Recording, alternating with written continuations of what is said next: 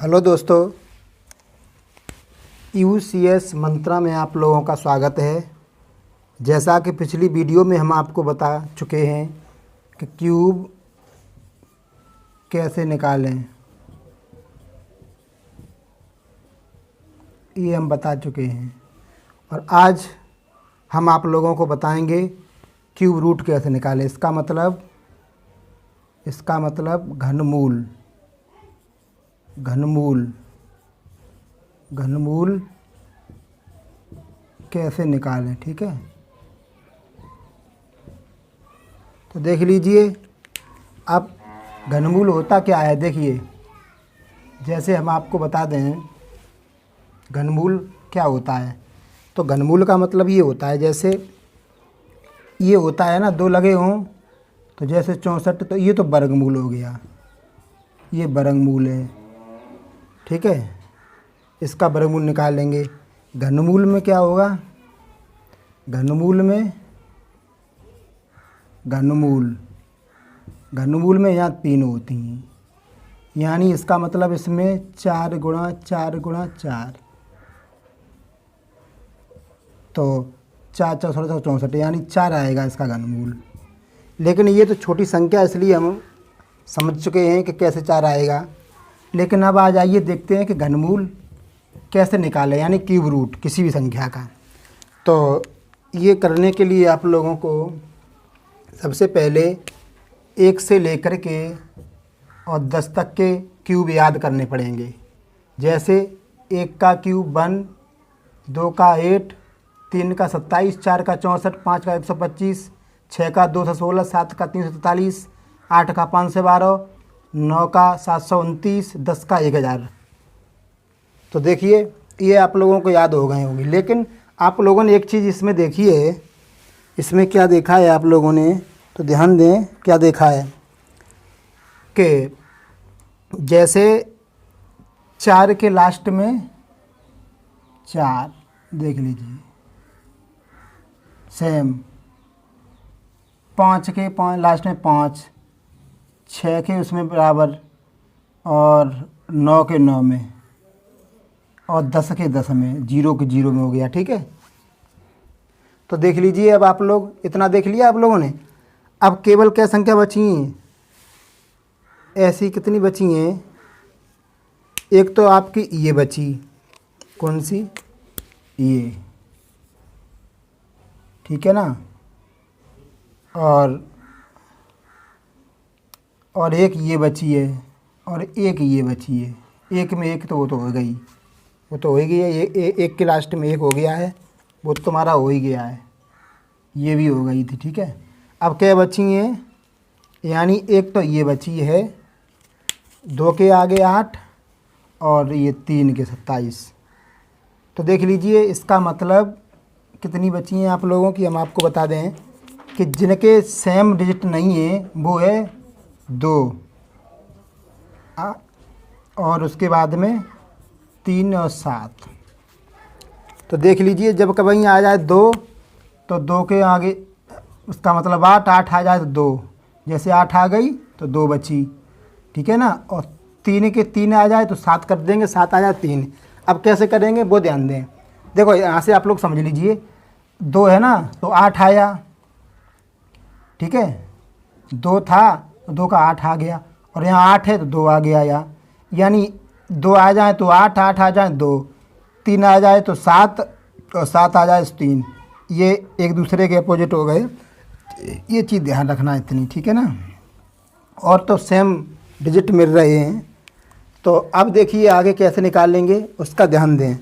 अब कोई भी संख्या आपको जब मिलेगी, तो संख्या जब मिलेगी, जैसे एग्जाम्पल हम आपको दें, सबसे पहला एग्जाम्पल, जैसे हमने कोई संख्या ली यहाँ पर, जैसे 19,683, 19,683। ठीक है ना, 19,683। तो अब इसमें क्या करेंगे, वर्गमूल में पीछे से 2 काटते थे, लेकिन इससे घनमूल है तो इसमें 3 काटेंगे, और ये देखेंगे कि लास्ट डिजिट कितना है, 3। तो 3 जब है ये लास्ट, तो ये देखो 3 कितनी आती है 3 के 7 आएगा यहाँ पर, तो यहाँ 7 हो गया। इसका मतलब 7 तो आ गया, लेकिन यहाँ कितना है 19। 19 लिख लिए। 19 लिखने के बाद में आप लोग ध्यान दें तो देखेंगे अब 7 आ गया, यहाँ पर 19 है। अब 19 ये देखो किसका ये घन है, ये किसका है। एक तो ये हो सकता है 2 दूनी 4 दूनी 8, 2 का क्यू 8 हो गया, और 3 का क्यू कितना हो गया 27। तो ये 19 है, तो इसका मतलब यहाँ छोटा वाला रखेंगे, तो यहाँ कितना रखेंगे 8, यानी 8 रखेंगे तो 8 की जगह पर 2 आ जाएगा। किसका है 8, 2 का है, तो कितना हो गया 27। ठीक है ना, आप लोग समझ गए होंगे। नहीं समझ में आया होगा दूसरा एग्जाम्पल देख लेते हैं। दूसरा एग्जाम्पल देख लीजिए।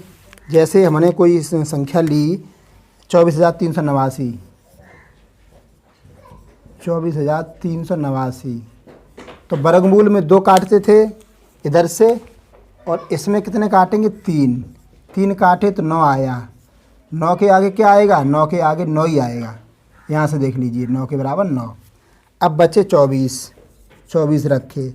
अब 24 में देखो कितने का 2 का क्यू और 3 का क्यू। 2 का क्यू, देखो अब ये 24 बचे ना, 24 लिख लो। अब देखो 2 का क्यू और 8 का क्यू, ठीक है ना, 2 का क्यू और 8 का क्यू।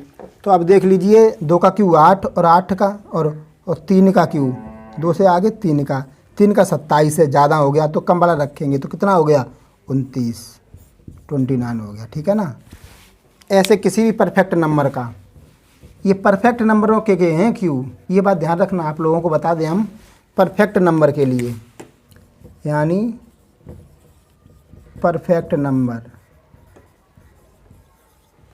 परफेक्ट नंबर में लागू, और नॉन परफेक्ट में क्या होगा तो आगे समय मिला तो हम आपको बता देंगे, लेकिन सवाल आप लोगों को सेट होकर के आता है, कोई दिक्कत नहीं है।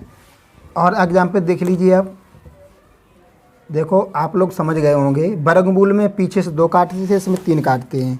जैसे संख्या हमने ली यहाँ पर वो 1,75,616, तो देख लीजिए बड़ी से बड़ी संख्या आती है तो कोई दिक्कत नहीं है। 1,75,616, तो कोई दिक्कत नहीं, कोई परेशानी नहीं है। पीछे से 3 काट दो, 6 है ना, तो 6 के बराबर 6 ही आता है, बचे 75। अब 75 किसके नज़दीक है, 4 का क्यू 64 और 5 का 125, इसका मतलब 125 और 4 का मतलब 64। ठीक है ना। तो हम किसे रखेंगे, अब इसमें हम रखेंगे कम वाले को, तो 4 को रखेंगे, 4 को। ठीक है ना। नहीं सॉरी, गलती हो गई। यहाँ पर क्या है 175 हैं, 75 हैं, तो इसका मतलब ये है कि यहाँ पर 4 नहीं आएगा, 4 नहीं आएगा। यहाँ कितना आएगा 5, 5 का क्यू और 6 का क्यू।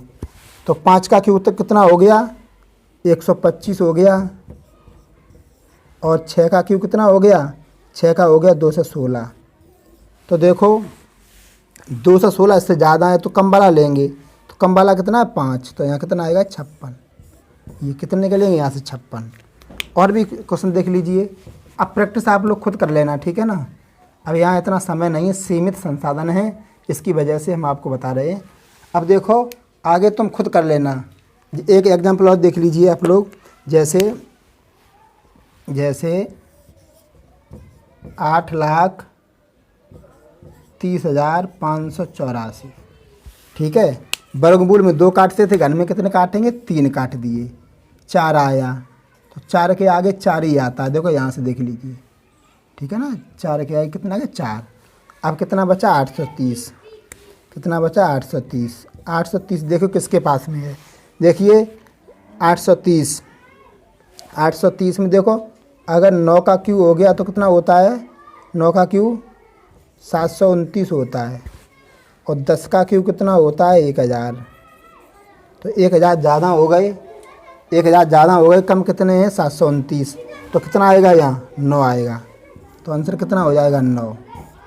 तो आप लोग अब किसी भी परफेक्ट नंबर का क्यूब रूट आराम से निकाल सकते हैं। और समय मिला तो आगामी वीडियो में नॉन परफेक्ट का भी हम क्यूब निकाल के आपको बताएंगे। लेकिन यहाँ पर इस वीडियो को लाइक और शेयर और चैनल सब्सक्राइब करो। अभी मन नहीं लग रहा है मेरा, क्योंकि वीडियो व्यूज कम आ रहे हैं। तो आप लोग सपोर्ट करेंगे तो मैं बिल्कुल सच कह रहा हूँ, इतनी अच्छी वीडियो आप लोगों के समझ लेके आएंगे, आपका मैथ स्ट्रांग हो जाएगा। थैंक्स।